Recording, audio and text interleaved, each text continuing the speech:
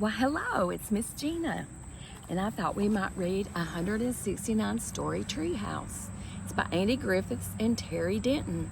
We've been reading it for a while now. We're on chapter 9 called Time In. Suddenly the door opens and Principal Gradgrind walks in holding a paper plane in his hand. "Gee, that was quick," says Terry. "Thanks for coming to rescue us." You think he's coming to rescue them? "I haven't come to rescue you," he says. "I've come to find out why you removed the timeout rules from the wall, wrote a message on the back, folded it into a paper plane, and threw it out the window, despite the rules specifically forbidding such actions." "Because it was an emergency," says Terry. "But where did you find it?" "In the garden beneath the window," says Principal Gradgrind. "Do you have anything to say for yourselves?" "Yes," I say. "It must have been a bad throw. Can I try again, please?" "No, you may not," he says. "But you can unfold the piece of paper, put it back up on the wall, and memorize the rules and regulations written on it." "I've got a better idea," I say. "How about you just let us go back home to our treehouse, and we'll never bother you or break any of your rules again. I think you've already wasted quite enough time in that treehouse of yours," says Principal Gradgrind. "But we don't waste time," I say. "Terry and I make books for Mr. Big Nose, and Jill runs an intergalactic animal rescue service. Unless we're in the time-wasting level, of course. You tell him, Andy."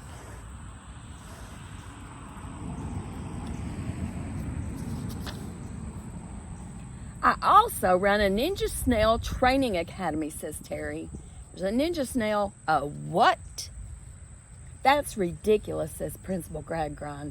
"I've never heard anything so nonsensical." "You obviously haven't heard our 3 wise owls," I say.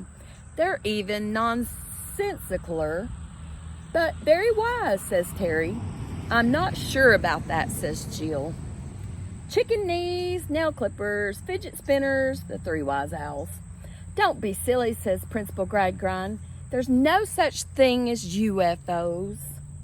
"No, you don't understand," I say. "Not an alien UFO, an unidentified flying object UFO, and it's heading straight for you. Stand clear. Stand clear. Something's coming at them."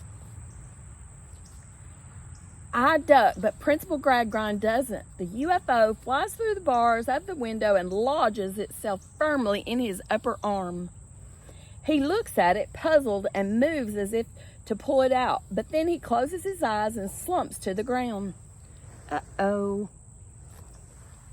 "Principal Gradgrind," I say, kneeling beside him. "Wake up." "It's no use," says Jill. "I don't think he's going to wake up." "You mean he's dead?" I say. "No," says Jill, pulling the UFO from Principal Gradgrind's arm and examining it. "This isn't a UFO, it's an ATD, an animal tranquilizer dart, and now he's full of animal tranquilizer. I'm guessing he'll be sleeping soundly for quite some time." Uh-oh, it's an animal tranquilizer dart. "But who would want to tranquilize Principal Gradgrind?" I say. "I think I know," says Terry, looking out the window, "and here they come." "Who?" I say. "The Mirror Gang," says Terry, "and about 1,000,000 monkeys." Jill and I look. Terry's right.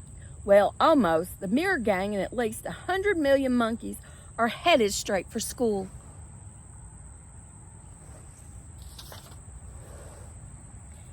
Auntie-A's face appears at the window. "I told you school was for chumps," he says, "and now look at you. Lucky we're here to bust you out. But how did you know where to find us?" I say, Well, we saw you're all getting carted off by the truancy officer, chump, and we figured this was where he brought you. Gee, but they sure got you banged up good and proper, ain't they? Says Junkyard Jay, peering through the window, bars and all. But that shouldn't be a problem, not for someone as strong as me. She bends and snaps the bars until there is a gap big enough for us to climb through. That's amazing, says Jill. How'd you get so strong? Hauling junk, says Junkyard Jay. Well, don't just stand there gawking, you lot. Get out while the going's good. We climb out through the window into the playground, which is full of monkeys. The monkeys are having a great time on the monkey bars, which makes sense, I guess. Thanks for getting us out of there, I say. But why are we here? And where did all the monkeys come from? From the monkey house at the zoo, says Terrible T. They helped us escape. You were in the monkey house? I say, yeah, says Auntie-A. It's a long story. Oh, goody, says Terry. I love long stories. Tell us all about it. I'm not really a good narrator, says Auntie-A. Don't worry, says Terry. Neither is Andy. And he does it all the time. Hey, I say. Be quiet, says Jill. Let's hear the story. Well, after we tied you up, we found a house made out of gingerbread, and a little old lady told us to eat as much as we liked. So we ate the whole house, and then we ate her as well. Chomp, chomp, chomp. I said eat up, not eat me up.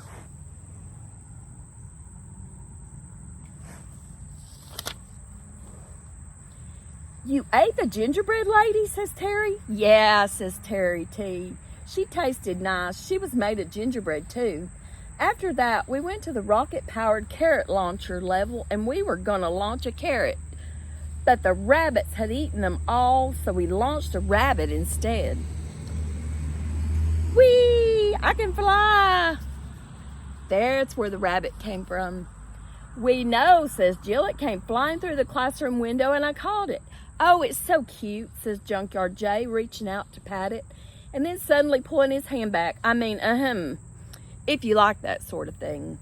I do, says Jill, and so can you. You don't have to choose. You can like rabbits and junk. Hey, quit interrupting my story, says Auntie-A. You want to hear what happens next or not? Yes, says Jill. Go on.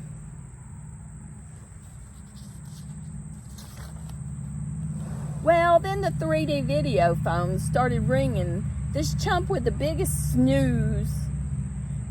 It's not a snooze, it's a snaz. The biggest snaz you've ever seen came on, and he was like, write my book or else. And I was like, we're not writing no dumb book. And he went, well, then it's the monkey house for you until you do. If you don't, then I'll bulldoze the tree house and sell the parts for scrap, and you can all stay in the monkey house forever and ever.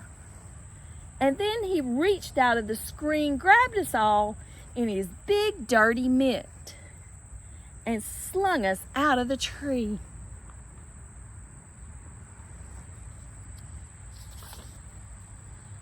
We went flying over the forest, over the city, and all the way to the zoo, where we landed in a dirty, rotten, stinking monkey house full of dirty, rotten, stinking monkeys.